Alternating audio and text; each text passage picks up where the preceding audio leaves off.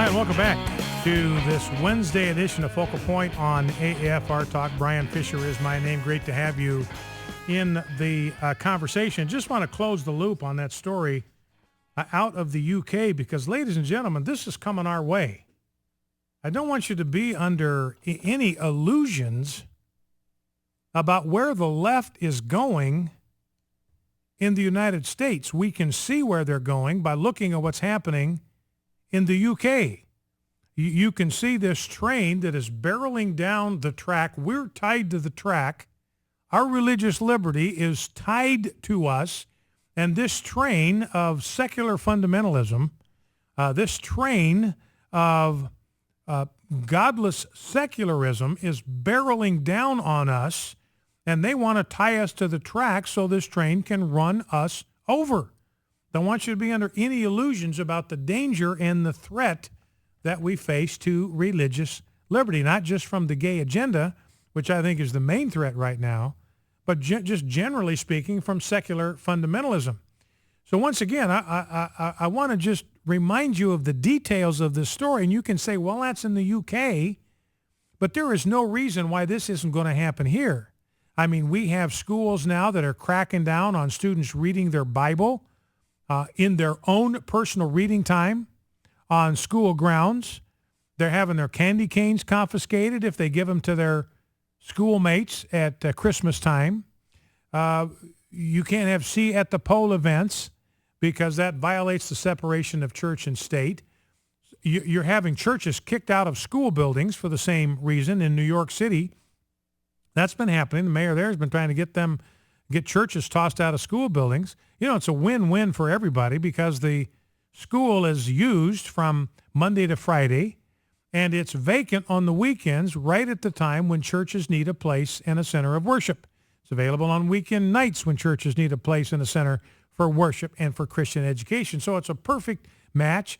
It's a revenue stream for the public school system because they get rent from these churches. So everybody benefits from that. But you have these Victorian prudish blue noses, the stern-faced, rigid, intolerant, totalitarian, blue-nosed, secular Victorians that manufacture this myth about the separation of church and state and then proceed to get churches tossed out of these school buildings despite the fact that everybody loses. I mean, they're always complaining about their education budgets not having enough, not being big enough, and here's an opportunity to pad that, to supplement that. And it doesn't matter to them because principle overrules.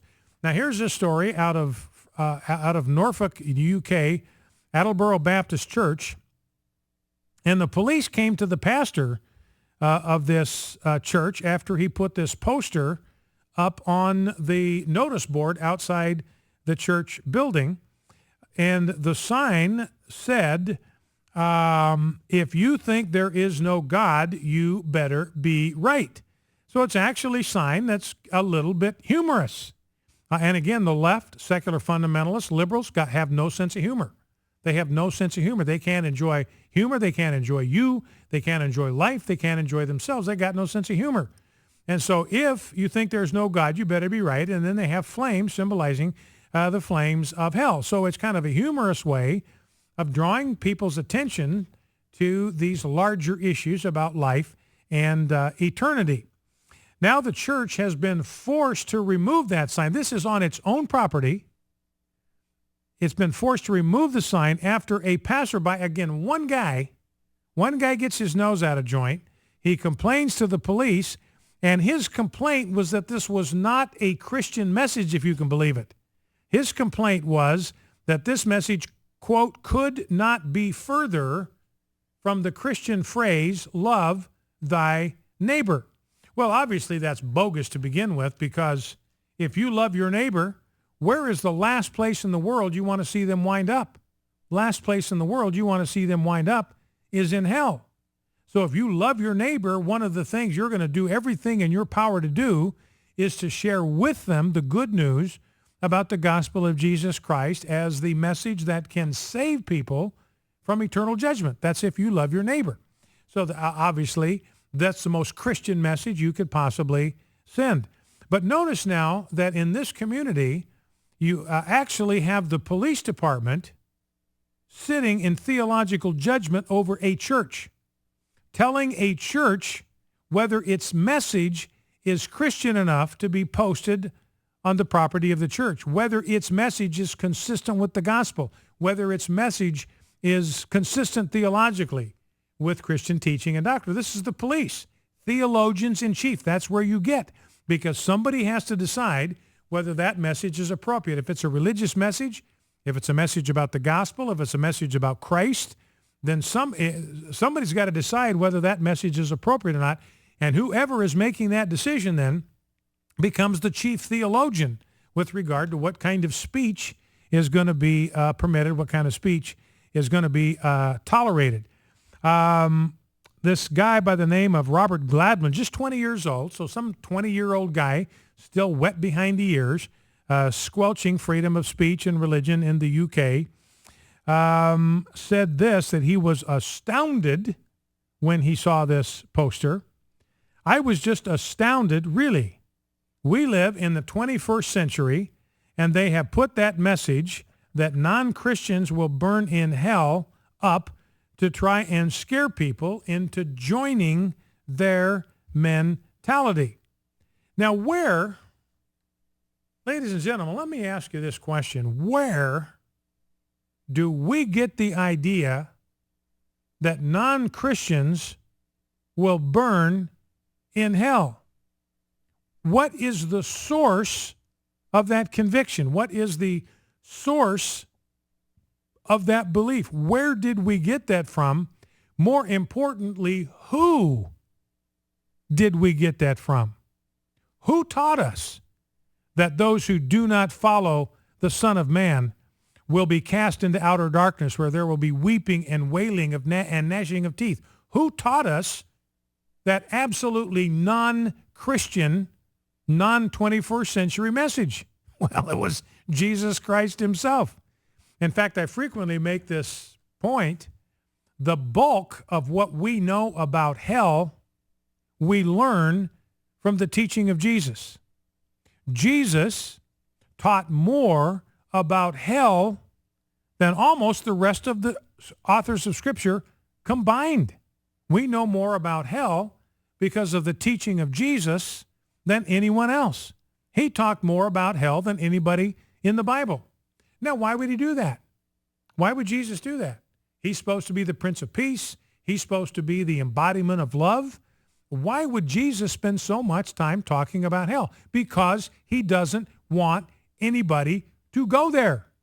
And we don't want anybody to go there. That's why we must be faithful to the message of the Scriptures about what constitutes sin. You know, Robert Jeffress the other day said, look, we've got to determine our definition of sin from the Bible and not from our culture. Because it's not sinning against culture that is going to keep you out of the kingdom of God. It is sinning against God. That's why God has to be the one who defines what sin is. You know, sin just means to miss the mark. So you got to have a mark. Who sets the mark? Who establishes the mark? Who defines the mark? Well, that would be God. And if you miss the mark, which is the definition of sin, then it puts you at risk of forfeiting the kingdom place in the age to come. We don't want anybody to miss out. We don't want anybody to miss out because they did not know the truth. So if you don't tell people the truth about where they're headed, you are simply greasing the slide into the flames of hell for them, because you've got the one antidote to their ultimate destiny. And now, now this church in the UK is being told you can't say that. That's hate speech. That is so old-fashioned. That's out of date. That's Neanderthal. That's Cro-Magnon. That's Dark Ages. You cannot say that. So once again, I just want to make the point, ladies and gentlemen, this is where this is headed, where Christians, and the whole purpose of secular fundamentalists and the homosexual lobby in particular is to make people believe, convince people that the Bible itself is hate speech and therefore must be banned. If you want to think of it this way, what secular fundamentalists want people to do is they want people, when they see the Bible, to think of Mein Kampf. You know, Mein Kampf is a book that's banned in a lot of countries in Europe. You can't buy it in Germany, for instance. It's banned in a lot of countries. That's the book that Hitler wrote. It means My Struggle. And that literature is considered so toxic, so poisonous, so radioactive, so corrosive, you can't even publish it and sell it and buy it in a lot of places in Europe.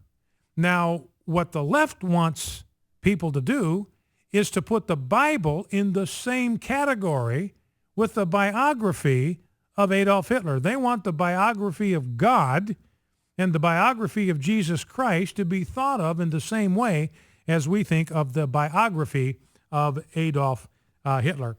So just another indication, another reason why we need to keep the faith. We need to keep fighting to protect religious liberty. By the way, Alliance Defending Freedom, number to call if you want to jump in on the conversation, by the way, is 888-589-8840, 888-589-8840. Give us a call. We'll bring you in the conversation, 888-589-8840. Talk about anything that we have talked about today. Talk about the death penalty, talk about this new American Family Studios movie, entertainment in general. You know, that factored into that shooting in Isla Vista. What we're talking about here, the violence of the video games that this young man played just fed these dark and twisted urges in him. Now, you can't blame the video game. The video game didn't kill anybody. The kid did. But the video games fed that. It nurtured that. It embellished that. It strengthened that. So certainly there has to be some level of responsibility that the makers and those who sold that game share for what happened here. They might not have pulled the trigger, but they were aiding and abetting. They were accomplices in this.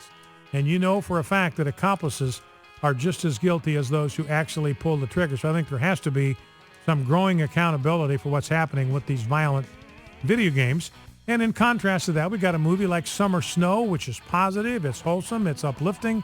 It's got themes that will encourage and promote hope and destiny and vision and faith and all those kind of things. So we can talk about entertainment, we can talk about religious liberty and how it's vanishing in the United States. So all that and more when we come back. The number is 888-589-8840, 888-589-8840.